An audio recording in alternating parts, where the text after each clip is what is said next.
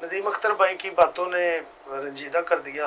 गालिब ने कहा था, आईना क्यों ना दूं के तमाशा कहें जिसे, ऐसा कहाँ से लाऊं कि तुझसा कहें जिसे। हर एक में बड़ी खूबियाँ होती हैं, लेकिन जो बातें इन्होंने तफसील से बताई इससे पहले फयाज माही भाई ने भी, कि दोस्तों के ऊपर उनके बड़े एहसानात थे।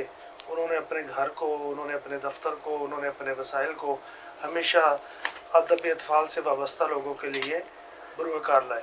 आज के जो मेज़बान हैं हमारे जनाब अहमद अदनान तारिक, जिनका ये अजीम और तारीख़ी कुतब खाना जहाँ पर अदब अतफाल की महफ़िलें अक्सर सजती हैं, दोस्त आते हैं, यहीं पर इसी कमरे में जहाँ पर आज हम लोग बैठे हुए हैं, नदीम अख्तर ने जैसे बताया कि ये भी अब्दुल्ला निज़ामी के साथ यहीं पर इन्होंने क़याम किया। इसी लाइब्रेरी में मेरा ख़्याल है कोई पाकिस्तान में बसने वाला बच्चों का अदीब जो तहकीक के साथ जुड़ा हुआ हो ऐसा नहीं है जो इस लाइब्रेरी तक नहीं आया या इससे मुस्तफ़ीद नहीं हुआ। हमारे मरहूम अज़हर भाई भी बारहा इस लाइब्रेरी में तशरीफ़ लाए और हमारा तो ताल्लुक़ 2014 से बना कारवान अदब के बाद से। अहमद अदनान तारिक साहब का उनसे बड़ा गहरा ताल्लुक़ था और हम सब उनके सपासगुज़ार भी हैं कि उन्होंने इस ताज़ियती रेफरेंस की मेज़बानी की, हम सबको मिल बैठने का मौका दिया। मैं गुजारिश करूँगा जनाब अहमद अदनान तारिक से कि वो अज़हर अब्बास भाई के बारे में कुछ अपनी यादें हमारे साथ बोलें। शुक्रिया सर। सबसे पहले तो आप सबके आने का शुक्रिया। एक नोबल कॉज थी, काज यही थी कि अकेले अकेले तो हम, आपको पता वो हमारे दिलों में है और रहना है। जिस दिन उनकी डेथ का मैंने सुना तो मैंने जो पोस्ट लगाई तो वो मैं समझता हूँ वो एक पोस्ट अंदर से ऐसे अपने आप के जज्बात को दबाने वाली बात थी, या मजबूरी वाली बात आप कह लें कि जी मैंने यही लिखा था कि वो दिलों में तो ज़िंदा रहेंगे ही। तो वाकई यही बात थी। मेरी उनसे पहली जो मुलाकात थी वो एक मिसहैप हो गया था। मैं पोस्टिंग थी मेरी जंग में। नदीम भाई से भी उस वक्त मुलाकात नहीं थी, लेकिन मुलाकात का प्रोग्राम ये था, मैं और अब्दुल रशीद फ़ारूकी साहब हम पूरे तैयार थे कि हमने वो साहिवाल वाली कॉन्फ्रेंस जो है, क्योंकि मैं बहुत ही देर के बाद वर्चुअली 1978 के बाद फिर मैंने बच्चों के अदब से मेरा तल्लक नहीं था, तो सडनली फिर मुझे इतने लोगों से मिलने की वो हो रहा था कि जी मौका मिल रहा था। तो फ़ारूकी साहब एक ऑथेंटिक चीज़ थी कि जी अगर वो जा रहे हैं तो डेफिनेटली वो कितना इम्पोर्टेंट मीटिंग होगी सबसे या ओकेजन होगा। लेकिन वो सडनली जिस दिन जाना था तो मुझे कोई टेम्परेचर जो है ना जी उस दिन 103 104 टेम्परेचर था। दैट इज़ वाई मैं आई कुडंट मेक इट। तो मेरी मुलाकात नदीम से भी रह गई, आप लोगों से भी रह गई, आपके साथ तो मेरा रात सोए नहीं ना, आपका तो मेरा मतलब बचपन से ही ताल्लुक। आप तो बहुत छोटे हैं, मतलब आपके डैडी से तो बहुत ही मेरी उनके साथ तो नसीहत भी है। जब मैं छोटा था तो आपको पता है मेरा उनसे कॉर्डियल, और एक ही मोहल्ले के भी हैं हम, बचपन हमने इकट्ठे गुजारा है। तो इसलिए मतलब जो है ना जी सब के साथ मेरी मुलाकात इस वजह से रह गई। अज़हर साहब से भी अल्लाह जन्नत नसीब करे, उनसे भी रह गई। उसके बाद फिर मेरी उनसे मुलाकात हुई वसीम खोखर साहब की शादी में। तो नदीम और मैं इकट्ठे थे, झांगसिया में इकट्ठे गए। तो एक बात पे शायद ज़्यादा गुस्सा नदीम पे कभी मुझे नहीं आया, उस दिन मुझे आया अहमदाबाद में। ये फिर गाड़ी तब्दील कर ली थी इसने। ये अज़हर अब्बास साहब के साथ चले गए थे और मैं और अलियास जो मेरे दोस्त हैं हम फिर वापस आए। ये मेरी पहली मुलाकात थी। उसके बाद फिर मैं आहिस्ता थोड़ा सा मेरी दोस्ती हुई उनके साथ। मैं उनके घर भी गया, मैं उनको बहुत पसंद करता था। लेकिन वर्चुअली मेरा जो उनके साथ रिलेशन था वो कारवान अदब की वजह से ही था। एक दो मामलात भी हुए कारवान अदब की वजह से। तो मैंने बड़ा वाशकाफ लिखा था कि मेरा जो है बच्चों के अदब से उसमें किसी के साथ तल्लक है तो वो कारवान अदब के साथ तल्लक है। तो यही मेरी शनाख्त भी है। तो फिर अज़हर साहब की एंट्री तो डेफिनेटली बाउंड था कि जी उनके साथ मेरा रिलेशन होना था। फिर वो आहिस्ता आहिस्ता हमारा रिलेशन इम्प्रूव होता गया। फिर उनके घर में मुझे इनवाइट किया गया, हम सब वहाँ इकट्ठे थे। वहाँ से फिर कुछ और हुआ। उसके बाद उन्होंने एक बड़ी ज़बरदस्त चीज़ की कि उन्होंने साहिवाल मेरे एजाज़ में अब्दुल जब्बार सबा साहब के घर में एक उन्होंने तकरीब करवाई, और उसमें वो जो मेहमान खुसूसी एक यानी जैसे एक दिन किसी के साथ गुजारा या एक शाम किसी के साथ गुजारी। तो काशा भाई भी थे और मतलब सभी ज़ियाउल्लाह मोहसिन थे, मतलब हाँ जी मतलब सारे हम उधर इकट्ठे थे। اس کے بعد پھر ایک ٹائم جب وہ ایسا آیا کہ آپ نے سبھی نے ذکر کیا کہ میری بیٹی کی شادی پہ وہ انوائٹیڈ تھے، تو یہ تو بالکل ہی ایک پھر وہ سب کو پتہ چل گیا نا جی کہ میرا ان کا پھر گھر کا ریلیشن تھا، تو ڈیفینیٹلی مطلب جو ہے نا جی جو پارٹیسپینٹس تھے اس شادی میں یا جو انوائٹی تھے ان میں اظہر بھائی بھی، اور وہ انہوں نے بڑا خوشی سے اس کا مطلب وہ شامل بھی ہوئے اور بیٹی کو دعائیں بھی دیں اور سارا کچھ مطلب جو ہے یہ آہستہ آہستہ پھر وہ میری زندگی کا حصہ بن گئے تھے۔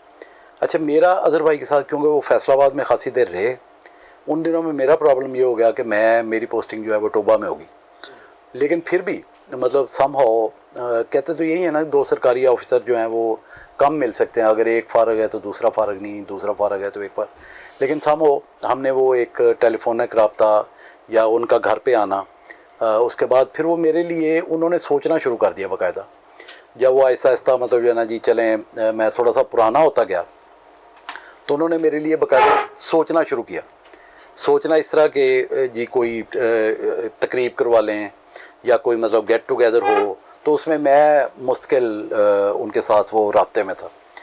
اس کے بعد لاسٹ پہ ڈیتھ سے کوئی 6 ماہ پہلے یا 7 ماہ پہلے انہوں نے پھر وہ ہمیں بلوایا بھی ساہیوال ریسٹ ہاؤس میں، اور جب میں وہاں پہنچا ہوں تو وہ انہوں نے دکھانا تھا، وہ بٹ مین تھا، اس نے کہا جی کہ میں کمرہ دکھا دوں، تو انہوں نے کہا نہیں عدنان کو کمرہ میں دکھاؤں گا، اور وہ آل دا وے میرے ساتھ کمرے میں گئے، اور جو کمرے میں میری ریکوائرمنٹ تھی ظاہر مجھے وہ میری ٹانگ پیرالائز ہوئی تھی یا کمزور ہے، تو اس میں جو مجھے پرابلم آ سکتی تھی، تو انہوں نے میرا کمرہ جو ہے وہ اس کے مطابق پہلے ہی ایڈجسٹ کر کے رکھا ہوا تھا کہ جی وہ کمرہ میرے لیے ہے، اور مجھے انہوں نے کان میں بتایا بھی کہ اس کمرے کی مجھے بڑی حفاظت کرنی پڑی آپ کے لیے۔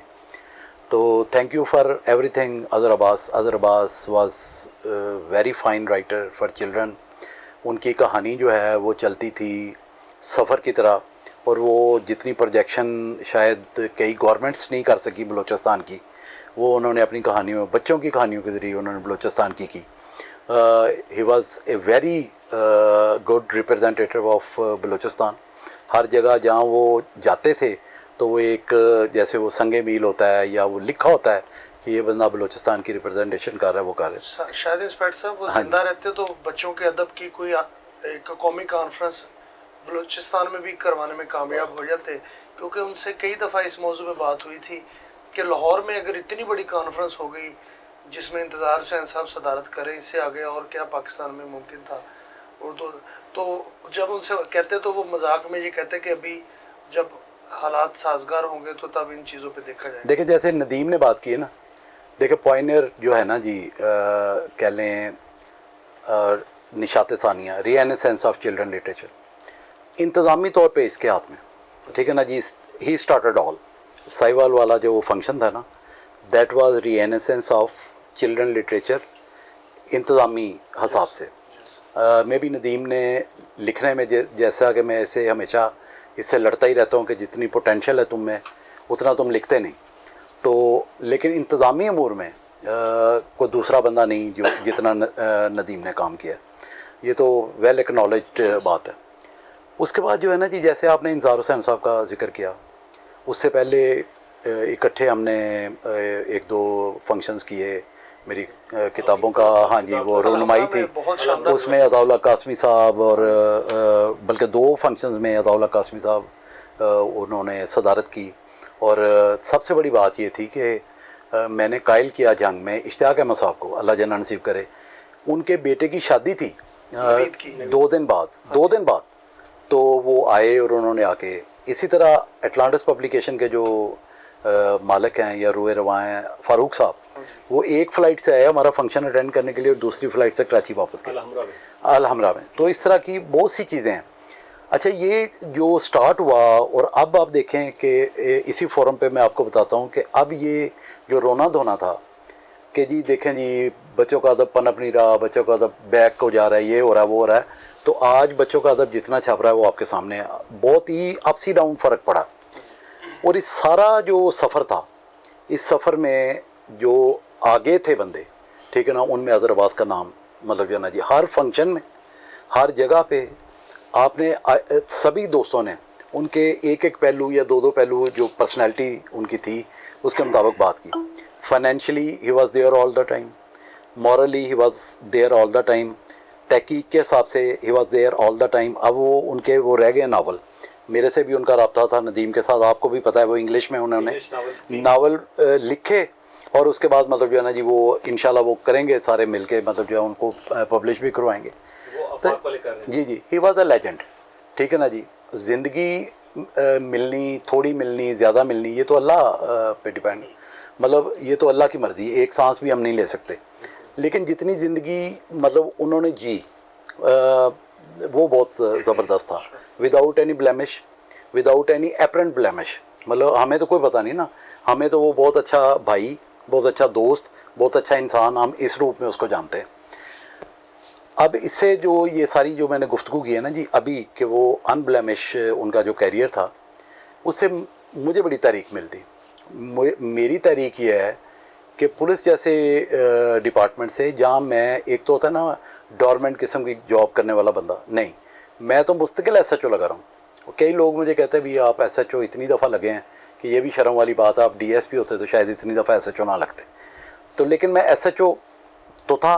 अब इतने ऐसा डिपार्टमेंट, बुरा नहीं है वो, मेरी रोटी रोज़ी उसमें, लेकिन वो बिल्कुल डिफरेंट है। मतलब अदब की कोई चीज़ शायद सारा दिन आप नहीं, बेअदब लोग ही मिलते हैं वहाँ पे, मतलब जो है ना जी क्रिमिनल्स, क्राइम्स के मतलब बातें हैं, वो बिल्कुल एक डिफरेंट सिनारियो था। उसमें से लिखा क्यों मैंने इसलिए लिखा आखिरी 10 साल कि जब मैं इस दुनिया से जाऊँ तो देखिए मैं बॉटनी मिस्ट्री ज़ूलॉजी से BSc हूँ, MA इंग्लिश लिटरेचर हूँ, LLB हूँ, MCS हूँ। तो इतनी एजुकेशन के बाद हमारा ये डिलेमा है पाकिस्तान में कि अगर आप मिडिल क्लास से हो या लोअर मिडिल क्लास से हो, या आप 2 ऑफिसर्स के बच्चे हो, तो आप बाउंड हो, आपने जॉब ही करनी है, और जॉब भी वो करनी है जो आपके रास्ते में आ जाए।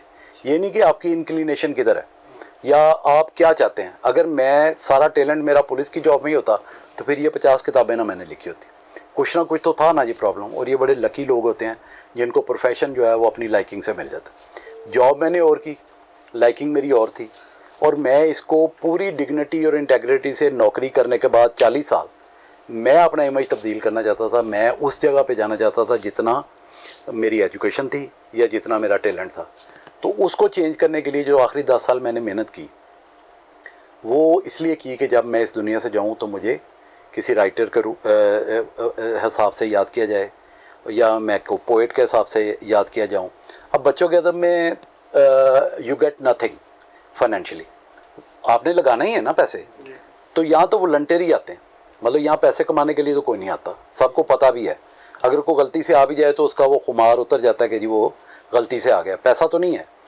तो अगर वॉलंटियर आते हैं तो वो अपना इमेज ठीक करने के लिए आते हैं, वो बच्चों की तरबियत के लिए आते हैं, और उससे हिसाब से वो सदका जारिया के तौर पे अल्लाह से दुआ मांगते हैं कि अगर हमारा तरबियत में किसी बच्चे का, कोई बच्चा अच्छा इंसान बनता है तो वो अच्छा मुसलमान भी होगा। तो अगर उसकी तरबियत में हमारा कोई हाथ है तो वो जब तक जिएगा, हम रहें इस दुनिया में या ना रहें, तो सदका जारिया जो है ना जी उसका वो हमें मिलता रहेगा। ये सारी स्ट्रगल मैंने इसलिए की कि मैं एट पार आ जाऊँ अज़हर अब्बास के। मतलब ऑलरेडी अज़हर अब्बास मतलब अब जो लेगेसी छोड़ गया है उसी के लिए तो हम मेहनत कर रहे थे। मेरे जैसा बंदा मतलब जो बिल्कुल डिफरेंट आ रहा है बैकग्राउंड से, तो मैं उस जगह पे जाना चाहता हूँ जहाँ अज़हर अब्बास चला गया, जहाँ